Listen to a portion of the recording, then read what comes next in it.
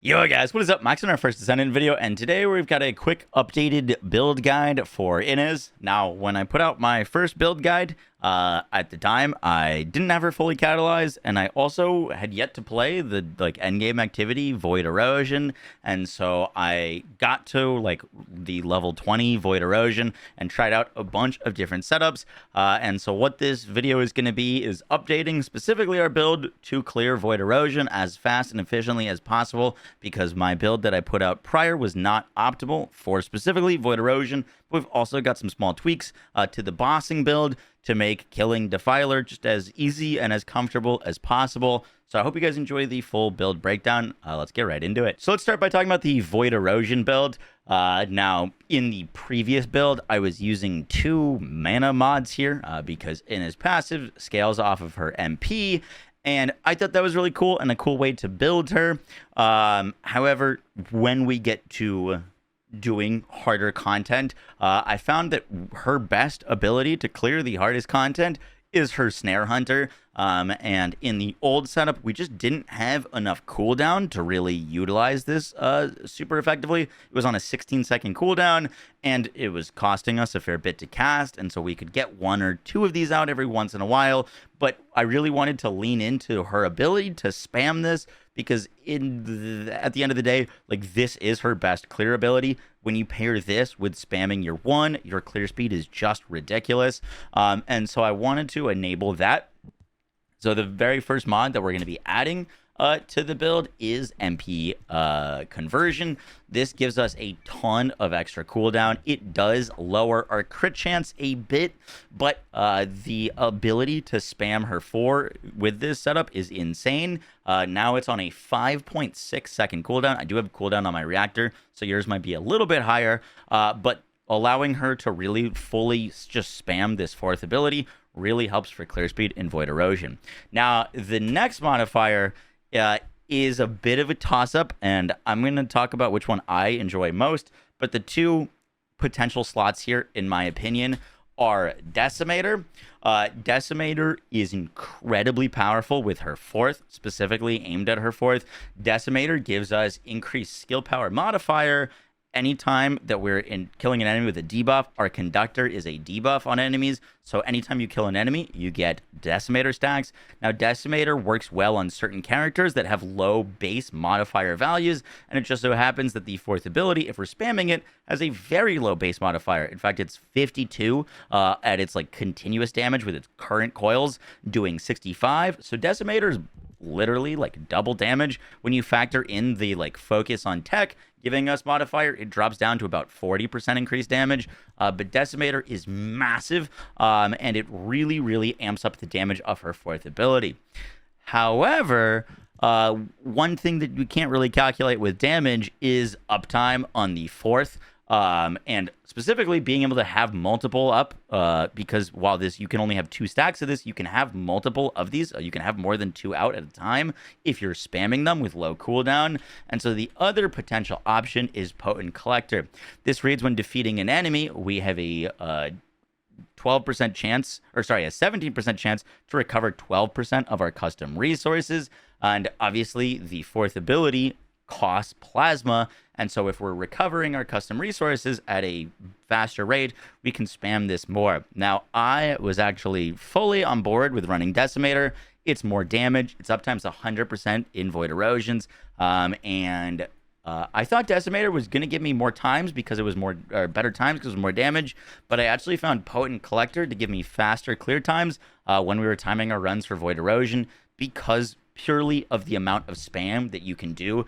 You are able to click your 4th ability off cooldown constantly and have multiple overlapping on elites for clearing the hardest content. This is a huge improvement to her. And so this is the build that I am currently rocking for Void Erosions. And I'm going to be honest, it's the build that I'm using for all content currently on her besides bossing, just because the ability to spam her 4th ability in trash clearing in anything is just so nice. It turns her into, I would say, the top 2 clear speed Descendant in the entire game. And so this is the build that I'm rocking, not only for Void Erosion, but just kind of for everything right now. You'll note that we are not quite at 100% crit chance. We're only at 95, whereas in the old build, we were at 100% crit chance, and we had a 5 times crit damage multiplier, so we've lost a little bit of crit hit rate, and we've lost a bit crit hit damage from the old build, but I think the quality of life of more spam and the ability to, have all of your abilities up more often, it makes up for the little bit of a damage loss that we're getting from the old build, and this is what's giving me my fastest clear time so far. So this is the updated Void Erosion build. So now let's talk about bossing. Now, this is our setup for specifically Defiler. I wanted a setup that was comfy. We've got to farm these cores, and you've got to do a ton of runs. And originally in the first build, we didn't have any HP. We were using range and also dangerous ambush, and that was putting us at about 2k HP, and we would just get one-tapped by Defiler. But if we didn't get one-tapped, we could pull off these crazy runs with super fast times. But when you're having to kill Defiler 200 plus times, you want something that feels consistent and comfy, and so we're dropping dangerous ambush, even though it is very good for clears. We're going to be picking up HP. That way Defiler is not going to be able to just one tap us.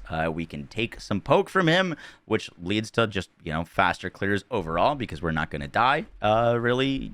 And then instead of using dangerous, we're substituting in maximum range.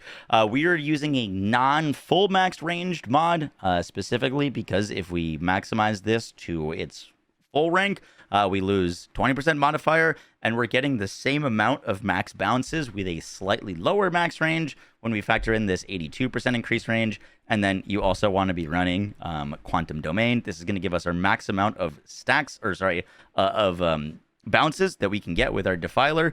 And the whole goal with Ines when you're fighting Defiler is to stay close to him so that your bounces are bouncing back and forth, and the closer you can stay to him, the faster those bounces will come back to you. So basically, for efficient clears, we're just going to kind of try to stay behind him, kind of in between his legs, avoid his slams, and your bounces, if you're close, will bounce really fast back and forth between you, and it's really easy to just consistently pull out sub 40 clears on this. Obviously, we could get faster with something like Dangerous Ambush, but I wanted something that was feeling a little bit more comfy, so this is the setup for bossing. I haven't really made any changes to the tank build because I honestly haven't really played it.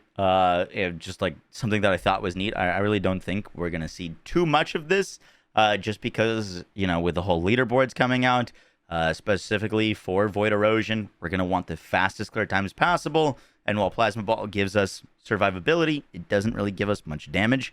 And so maybe when rank 30 comes out, we might need the survivability from Plasma Ball, but right now I just don't think it's totally worth running, to be honest.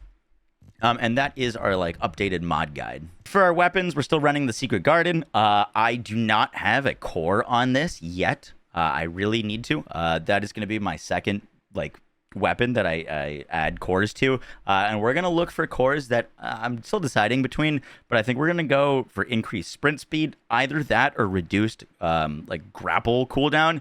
Apparently it's possible to get enough grapple cooldown on a weapon that you can infinitely stay in the air, which sounds crazy, or get a weapon that has a ton of sprint speed. And the Secret Garden, I think, is a great spot for that because we use it on so many characters. Ines, Ajax, Kyle, Freyna. There's so many characters that just benefit from this Secret Garden that I think it's going to be a good kind of weapon to hold on most characters, but also to give us the movement speed.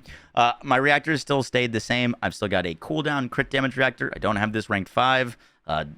That would be nice for some extra damage. You could still go cooldown and damage to Colossus. That would be good as well. I like our skill cooldown crit damage because it's relevant for all content. We can go from bossing to mobbing without having to really change anything. And then for our external components, I'm still rocking Slayer set for bossing.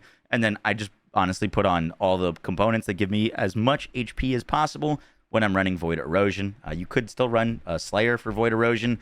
That might help with some damage, but once again, I still don't want to die, and getting 13k HP on her is pretty nice with other components.